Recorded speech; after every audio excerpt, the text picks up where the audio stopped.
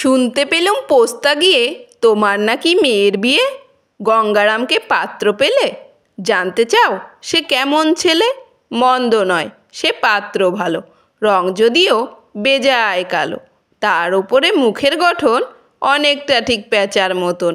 বিদ্যে বুদ্ধি বলছি মশাই, ধন্যী ছেলের অধ্যবসায়। 19টি বার ম্যাট্রিক এসে ঘায়েল হয়ে থামলো শেষে। বিষয় আশায় গরিব বেজায়, কষ্টে শিষ্টে দিন চলে যায়। মানুষ তো নয় ভাইগুলো তার, একটা পাগল একটা গোয়ার।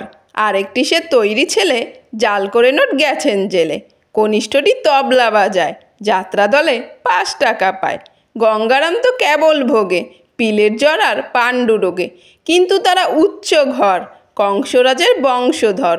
শ্যামলাহেরির বনগ্রামের কি যেন হয় গঙ্গারামের। যা হোক, এবার পাত্র পেলে, এমন কি আর মন্দ ছেলে? সমাপ্ত।